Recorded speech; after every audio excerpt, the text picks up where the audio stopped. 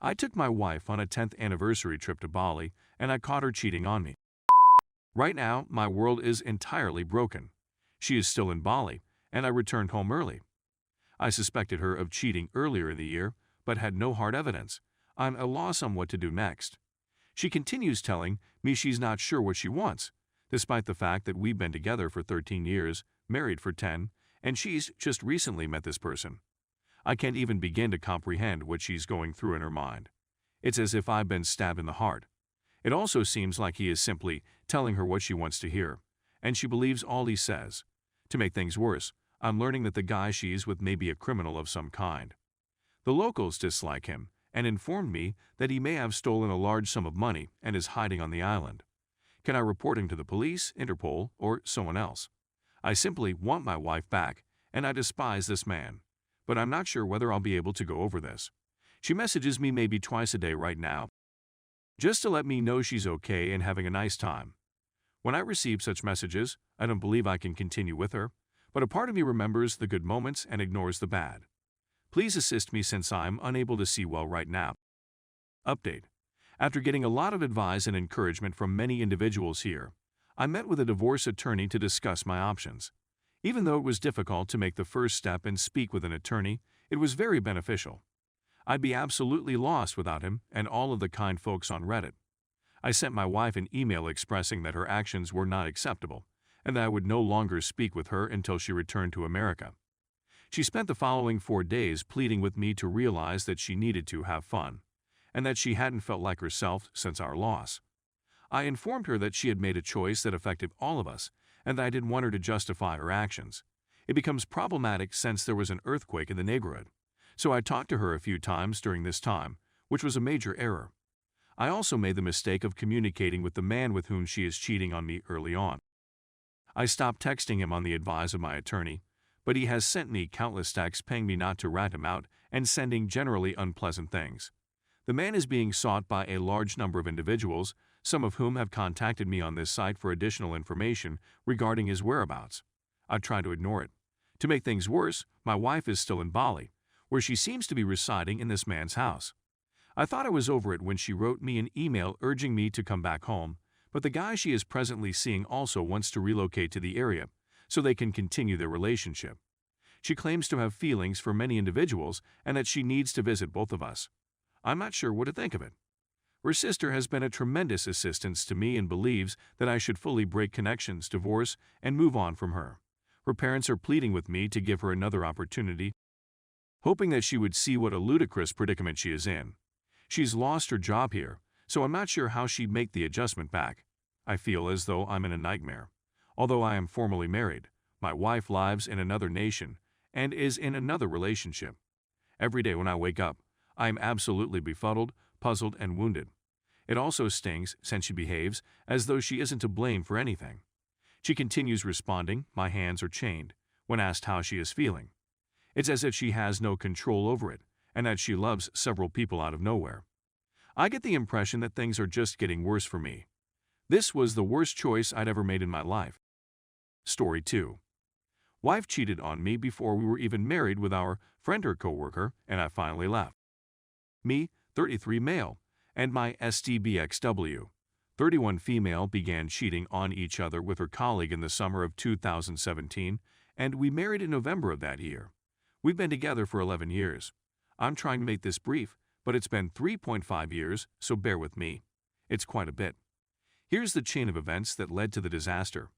STBXW begins cheating with her coworker in the summer of 2017, invites him to our wedding in the winter of 2017, but is unable to attend due to work, invites him into our social life. Her immediate family knows AP and AP wife. STBXW tried to make him my friend and have us hang out. Has at work after hours, in the back of his truck, in the car I'm left with, in our apartment, our couch, our bed. Using this puts us in the summer of 2020. In June 2020, AP wife becomes pregnant. That following month, STBXW and I bought a house.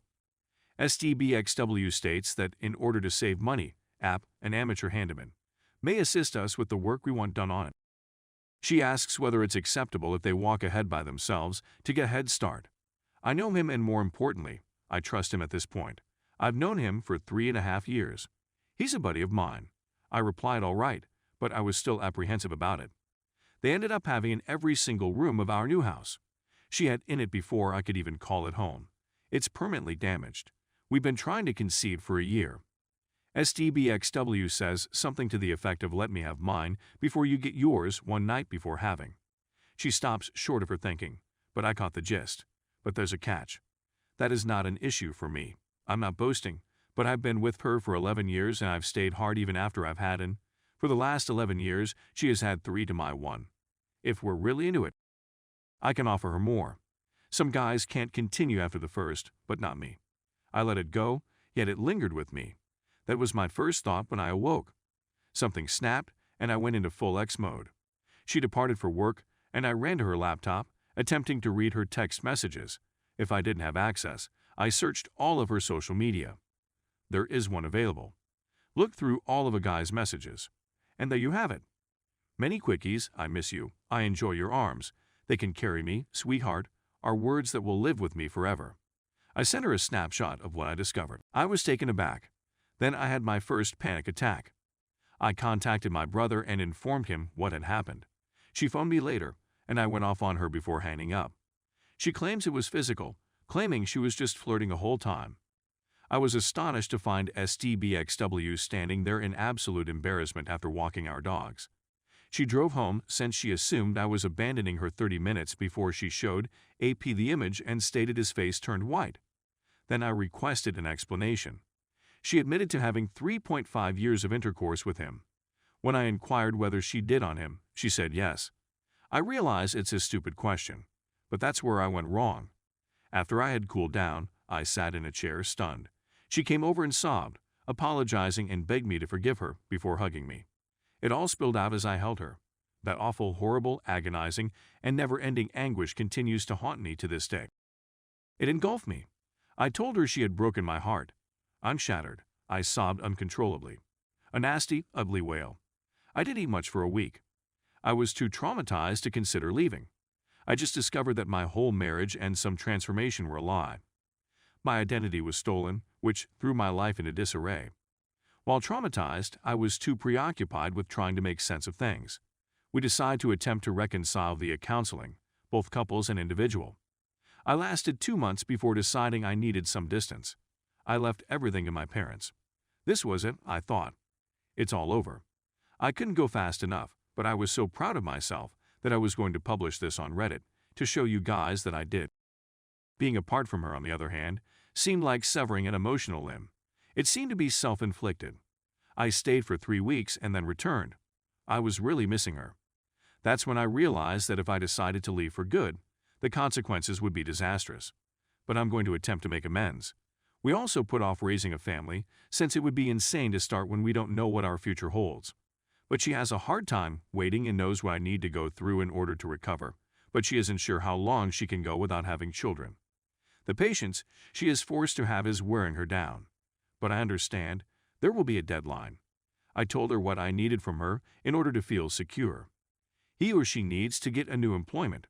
She hardly attempted at first, so I sent a message to AP, knowing he hadn't informed his wife, and that he needed to lead if he wanted to keep it that way. App, on the other hand, informs his pregnant wife. Instead of hearing from him, I receive a call from his father-in-law, who tells me to back off. What? Because they all reside in the same home and intend to move into another. Phil, allegedly, hardly works and watched his money fly away. FIL eventually hands the phone over to AP. The same voice I heard from STBXW, an overpowering AP of humiliation and guilt. I slam the phone down on him and hang up. So there you have it. She wasn't going anywhere and neither was he. She didn't want to leave because if I left, what was the purpose of quitting her job? It also has something to do with her family's company. She believes she has a tremendous societal duty to retain it. The red flag. We are attempting to continue the process of reconciliation, but I thought about it many times a day. Daily adversity. Nothing was the same. Holidays, mornings, evenings, kisses, and everyday encounters. Because of the triggers, our house haunts me. My imagination unravels practically every interaction between them and us, and every day is like a minute D-Day, yet we keep going. We've reached a standstill as of last week. She doesn't think I want to keep doing this, but my PTSD is so severe that I can barely hold it together. 7 months later, nothing has changed. She goes to her unrelated sisters, and we communicate back and forth. We check in every 3 months to see how I was doing and, more crucially, whether I wanted to have a family. I'm sure I couldn't do it. How can I be there for them if I'm battling with myself? With a kid on the way, we'd both be unhappy. That is not something I deserve. I'd also be troubled by the fact that I don't believe it's even mine. That was one of the reasons I decided to leave. Again, she says she can't wait a year, but hopes I'll be ready before then. So, with that in mind, plus the fact that it's 4 months till the D-Day anniversary, and things haven't altered much in over 8 months, and the continued trauma, I decided to go. It was either remain or leave every day, and it was eating at me, as though a bird was plucking out your eyes. It was and still is dreadful. So I'm at a friend's house. Every day since I left, I've been tortured in a new manner. Every bone in my body tells me to return. But I'm unhappy while I'm there. I'm no longer with her, yet I'm still unhappy. But what will happen if I return? Maybe I can adjust and move on, but it will take more than a year. I can sense it. I don't like to admit it, but I need this. It's just for me. For my serenity, yet it isn't arriving quickly enough. I simply want the pain to go away, but I know it will take some time. I know that talking to friends and family members helps, and I'm trying to discover the new me and new activities. I can't stand being alone with my thoughts, therefore I have to keep myself occupied. I didn't think I'd be able to make it here. I never thought I'd be able to write this, but like so many others, the wisdom and vulnerable and terrible experiences you've all shared have helped me get here. I want to need to keep going to counseling. It is quite beneficial. Thank you very much. Any advice is appreciated. Edit, to be clear, we are divorcing and are simply contacting to divide our assets. I know I won't be able to go back in time and be happy. My final few lines are a tug of war between my intellect and emotions. I left because my intellect told me to, but my heart longs to return.